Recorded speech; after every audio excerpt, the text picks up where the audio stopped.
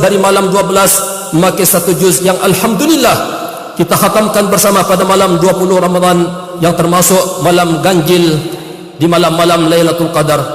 Nah, perbedaan ini yang terjadi 3 kali evaluasi bertahap merupakan sunatullah yang harus disikapi dengan hati yang dingin dan sejuk.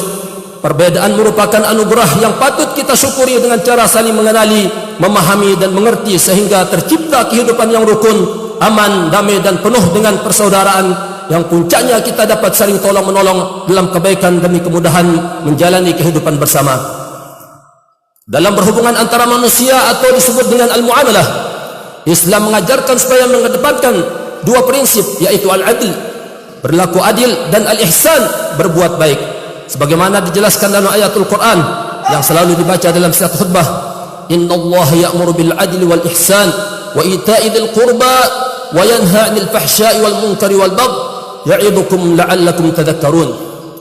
Sesungguhnya Allah menyuruh atau memerintahkan berlaku adil dan berbuat baik atau kebajikan, memberi kepada kaum kerabat, dan Allah melarang berbuat keji, kemungkaran dan permusuhan.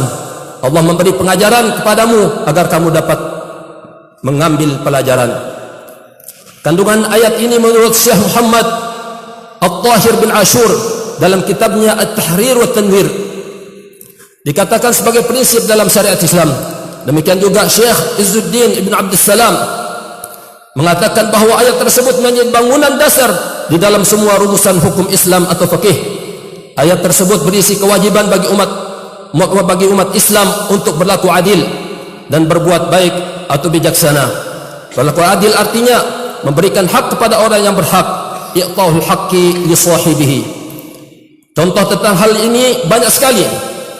Misalnya kita punya tetangga yang sama-sama punya hak untuk lewat di jalan tertentu, maka kita tidak boleh menaruh benda yang bisa mempersempit jalan tersebut karena kita dan dia memiliki hak yang sama, terlebih kalau tetangga tersebut adalah kerabat dekat kita. Sedangkan al-ihsan atau berbuat baik artinya seseorang dalam berhubungan dengan orang lain harus memberikan pelayanan yang terbaik dan disenangi olehnya. Dalam ayat di atas disebutkan juga perintah ita'il qurba, yakni perintah memberi kepada kerabat. Perintah ini bagian dari contoh berbuat adil dan berbuat baik. Contoh ini sengaja disebutkan di dalam Al-Quran karena seseorang kerap lupa memberikan pertolongan kepada orang yang terdekat, orang tua, keluarga maupun tetangga. Seseorang terkadang tahu bahawa keluarganya sendiri atau tetangganya membutuhkan pertolongan, tapi seseorang sering melalaikannya dengan memilih atau mengurus orang yang jauh. Karena itu berbuat adil dan berbuat baik harus dimulai dari yang terdekat, keluarga, tetangga, teman dan seterusnya. Allahu Akbar, Allahu Akbar, Allahu Akbar, walillahil hamd. Hadirin hadirat yang berbahagia, dalam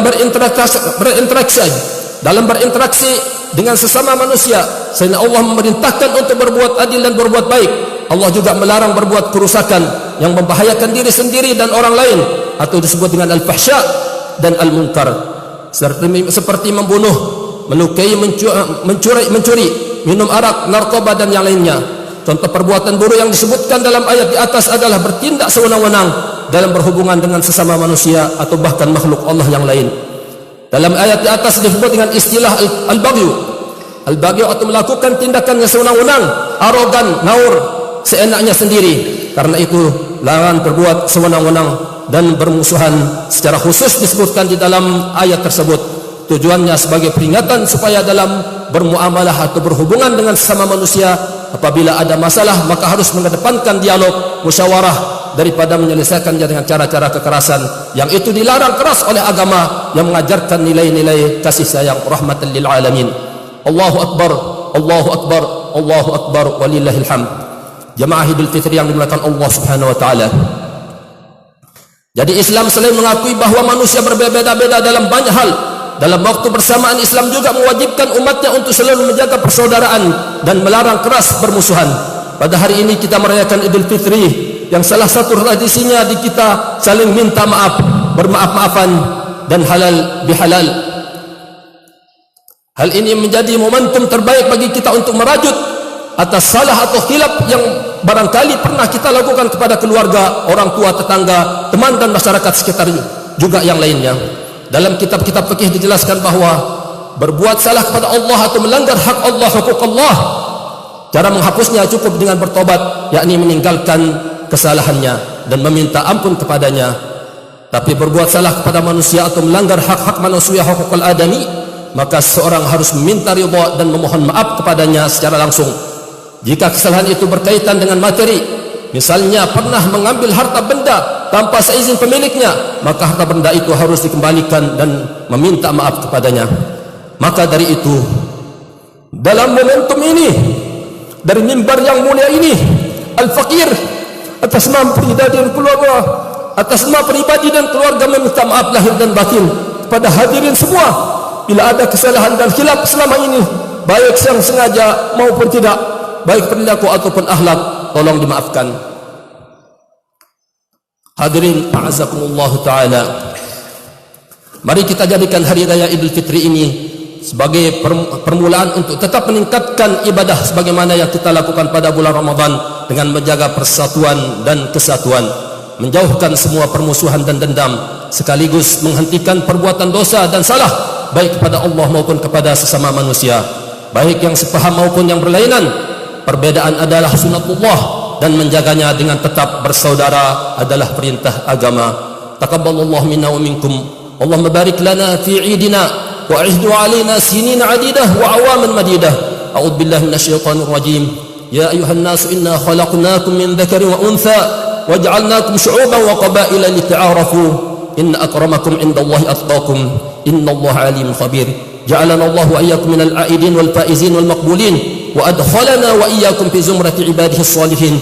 وأقول قولي هذا وأستغفر الله العظيم لي ولكم ولوالدي ولسائر المسلمين والمسلمات فاستغفروه إنه هو الغفور الرحيم. الله أكبر الله أكبر الله أكبر الله أكبر الله أكبر الله أكبر الله أكبر ولله الحمد.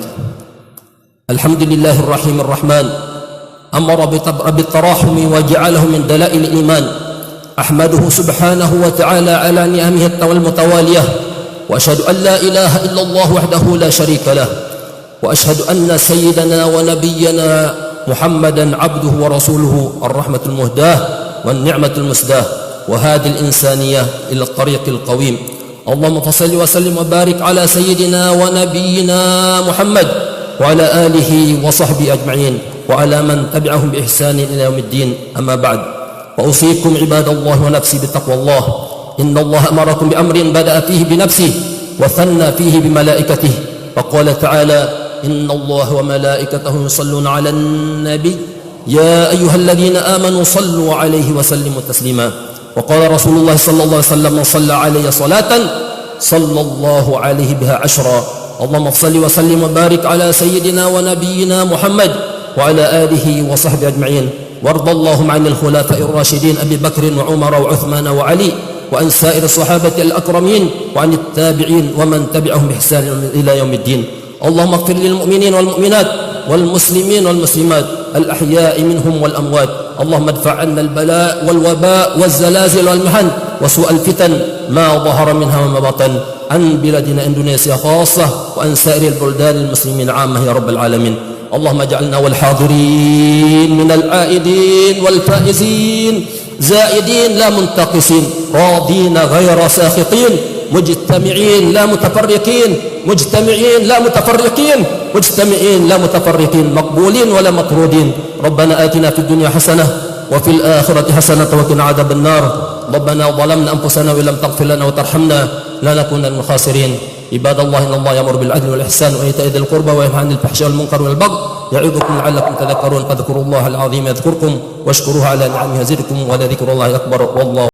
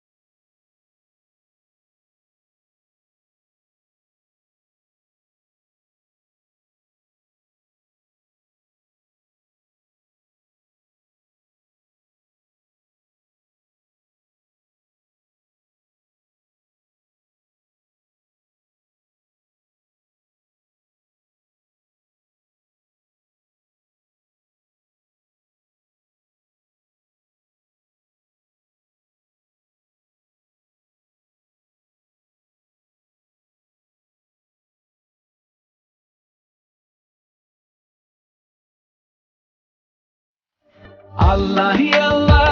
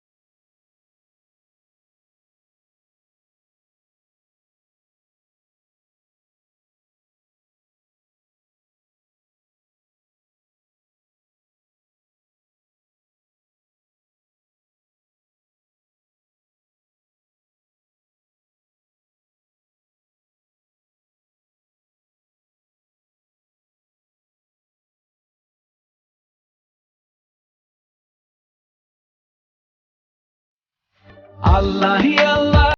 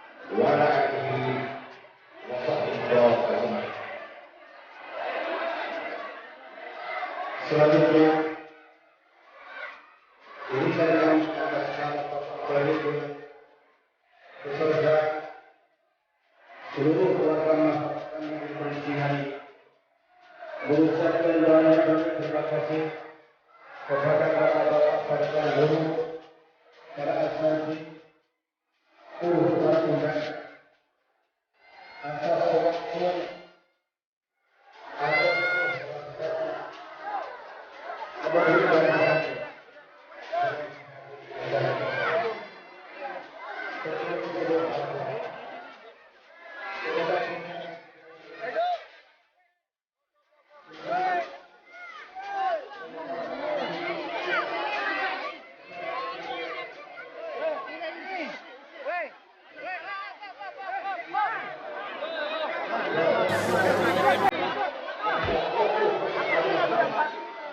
Weh, jangan, weh.